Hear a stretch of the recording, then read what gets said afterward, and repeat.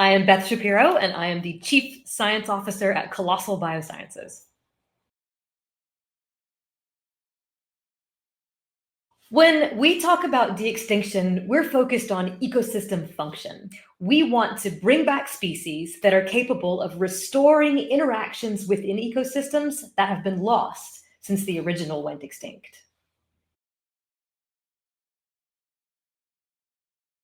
While birds are among the most endangered species on the planet, the biotechnologies that we have at our disposal to help them avoid extinction are nowhere near as sophisticated as for mammals.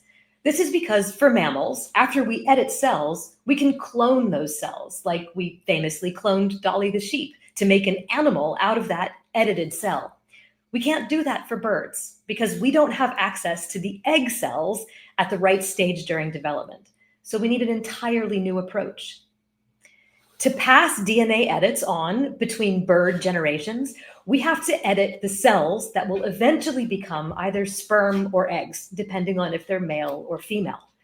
We then create birds that are genetically normal, but their sperm or their eggs will have the edits. And we breed them together to create the edited bird.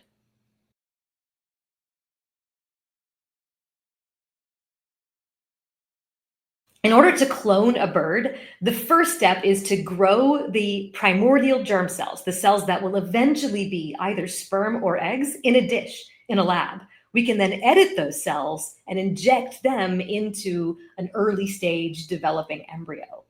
But the only birds that we knew the recipe for keeping them alive in culture for the last 20 years was chickens.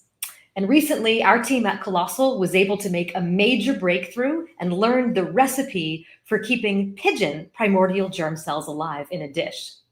This is absolutely fundamental to our Dodo de-extinction project because dodos were a type of pigeon. But it's also really important for using any of the tools of genome editing for bird conservation. Without knowing how to keep these cells alive in a dish, we couldn't do things like replace missing biodiversity in populations of endangered pink pigeons, or edit cells so that we could make Hawaiian honeycreepers resistant to avian malaria. With these recipes, these new recipes to keep these cells alive in a dish, we can move on to that next step. This is a huge breakthrough for dodos and for bird conservation. One of the coolest things about the Dodo de-extinction project is that while we are using Nicobar pigeon cells to edit them, that will be the genomic surrogate for our dodos, we're not going to use Nicobar pigeons as the surrogate moms or the egg layers. Instead, we're going to use regular chickens. We have managed to make chickens that don't make their own germ cells. This means that when we inject our edited pigeon germ cells into those developing chicken chicks, there won't be any chicken germ cells for them to compete with. When those chickens hatch, they will be totally normal in their chicken DNA, except for their sperm or eggs, which will be our edited pigeon sperm and pigeon eggs. We can then breed those chickens together and they will lay eggs that hatch into dodos. It seems crazy. I know it seems crazy, but there actually has been a study before where scientists injected duck primordial germ cells into chicken eggs at the same early developmental stage. And when those chickens grew up, they looked perfectly normal. They fertilized the hens with duck sperm. And when those chickens laid eggs, those eggs hatched into perfectly normal ducks. Now that we know how to keep these pigeon cells alive in a dish in a lab, we can start to edit them. So the next stage is to continue to refine the list of changes that we need to make a Nicobar pigeon look and act more like a dodo. For this, we're sequencing lots of genomes from dodos and from closely related pigeon species. We're doing a lot of really cool comparative analyses. We've collected a bunch of 3D scans of bird skulls, for example, and we're using machine learning approaches to narrow down the differences between skulls that map to differences in things like the beak and the shape of the head. because this is one of the ways we're selecting what edits we need to make in order to make our dodos. So refining this list of edits, that's one thing we're working on. We're still working to develop our chickens that don't make their own germ cells.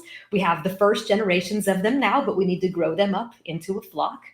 We're also working on developing new tools to make lots of edits to the DNA in a genome at the same time. We know that it's going to take way more than 1 or 2 DNA sequence edits to change a Nicobar pigeon into a functional dodo. So we're going to have to figure out how to do thousands or maybe even hundreds of thousands of edits at a time. All of this is super cool work that as we make these advances, we can apply directly to editing the genomes of living endangered bird species to try to help them to avoid extinction.